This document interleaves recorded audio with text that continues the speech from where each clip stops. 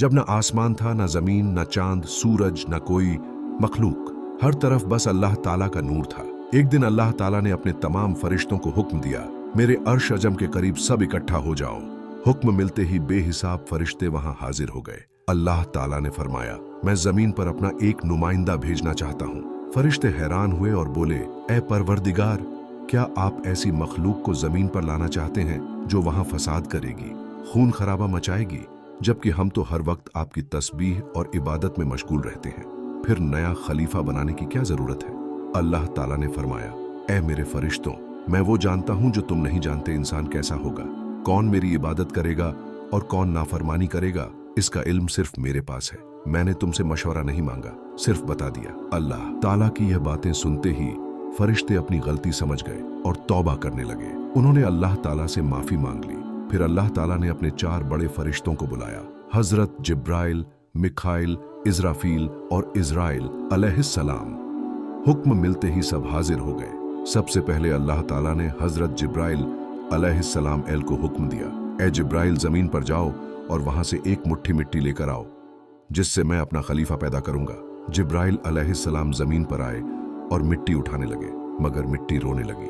गिड़गिड़ाकर बोली, ए जिब्राइल, मुझे कहां ले जा रहे हो? जिब्राइल अलैहिस्सलाम ने कहा, मैं तुम्हें अल्लाह ताला के पास ले जा रहा हूं। अल्लाह ताला तुमसे एक ऐसी मखलूक पैदा करेंगे जो उनकी जमीन पर उनका नुमाइंदा होगी। मगर मिट्टी रोने लगी। भाई जिब्राइल, मुझे मत ले जाओ, मुझे यहीं छोड़ दो, क्योंकि मुझसे जो इंसान बनाए जाएंगे वो अल्लाह ताला की नाफरमानी करेंगे, और फिर जब अल्लाह ताला का अजाब उन पर उतरेगा तो मैं भी उस अजाब को महसूस करूंगी।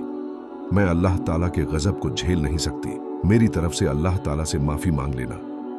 मिट्टी की यह दर्द भरी पुकार सुनकर जिब्राइल अलैहिस्सलाम खाली हाथ वापस लौट गए और अल्लाह ताला के दरबार में जाकर सब कुछ बयान कर दिया। फिर अल्लाह ताला ने हजरत मिखाइल अलैहिस्सलाम को भेजा। उन्होंने भी वही कोशिश की, मगर मिट्टी ने वही अर्ज की और वो भी खाली हाथ लौट आए। इसी तरह हजरत इसराफील अलैहिस्सलाम भी गए और मिट्टी की फरियाद सुनकर लौट आए। तीनों फरिश्ते मिट्टी उठाए बिना लौट आए। आखिरकार अल्लाह ताला ने हजरत इज़राइल अलैहिस्सलाम को भेजा। जब वो जमीन पर पहुंचे तो मिट्टी ने उनसे भी रोते हुए कहा, ए इज़राइल, मुझे मत ले जाओ, मुझे यहीं छोड़ दो। लेकिन इज़राइल अलैहिस्सलाम ने दृढ़ आवाज में कहा, ए मिट्टी, मैं तेरी बात पर वापस नहीं जाऊंगा, क्योंकि मुझे अल्लाह ताला ने हुक्म दिया है और मैं अल्लाह ताला के हुक्म की मुखालफत कभी नहीं करूंगा। यह कहकर उन्होंने मिट्टी उठाई और अल्लाह ताला के दरबार में लौट आए। अल्लाह ताला उनसे बहुत खुश हुए और फरमाया, ए इज़राइल, क्योंकि तुमने मेरा हुक्म पूरा किया, इसीलिए मैं तुम्हें एक खास जिम्मेदारी दे रहा हूं। इंसानों की रूह कब्ज करने की जिम्मेदारी। इज़राइल अलैहिस्सलाम ने अर्ज की, अगर मैं इंसानों की जान लूंगा तो उनके घर वाले मुझसे नफरत करेंगे। अल्लाह ताला ने फरमाया, तू फिक्र मत कर, हर मौत का अलग सबब होगा।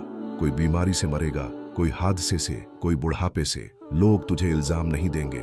यह सुनकर इज़राइल अलैहिस्सलाम का दिल मुतमिन हो गया। फिर फरिश्तों ने अल्लाह ताला के हुक्म से उस मिट्टी को मक्का के करीब एक पहाड़ी पर रख दिया। बरसात की बूंदों से मिट्टी भीगती रही, धूप से सूखती रही और कई साल ऐसे ही गुजर गए।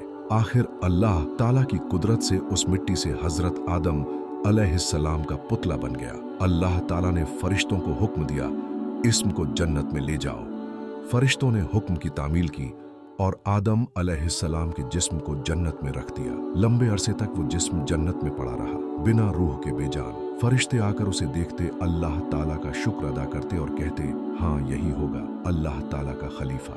मगर फरिश्तों का सरदार अज़ाजिल, जो अब भी शैतान नहीं बना था, हंसता, मजाक उड़ाता और आदम अलैहिस्सलाम को ताने देता। फिर अल्लाह ताला ने 4 बड़े फरिश्तों जिब्राइल, मिखाइल, इज़राफील और इज़राइल अलैहिस्सलाम को बुलाया और फरमाया, ए मेरे फरिश्तों, अर्श अजीम से आदम अलैहिस्सलाम की रूह लाओ और उनके जिस्म में डाल दो।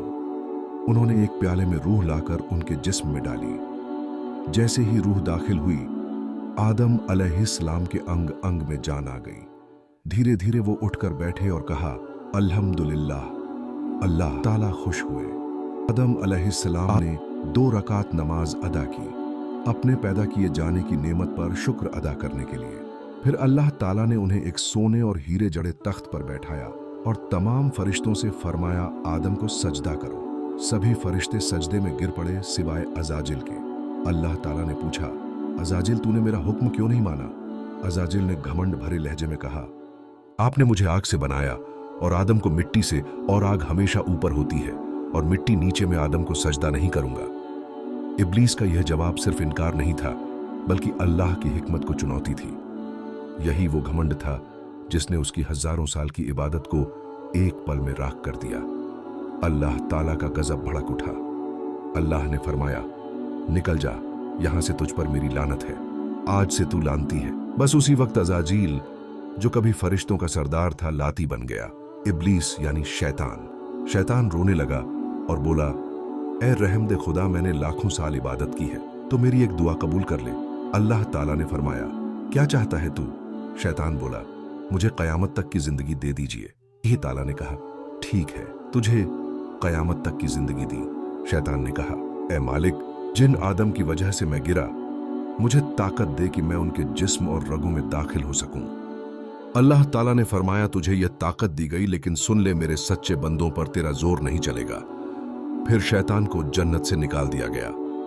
इसके बाद अल्लाह ताला ने आदम अलैहिस्सलाम को जन्नतुल फिरदौस में तमाम नेते दी, मगर वह तन्हाई महसूस करते थे, तो अल्लाह ताला ने उनकी पसली से हव्वा अलैहिस्सलाम को पैदा फरमाया। दोनों जन्नत में रहने लगे, हर नेमत का लुत्फ उठाने लगे। वीडियो अच्छा लगा तो लाइक, शेयर और सब्सक्राइब जरूर करना।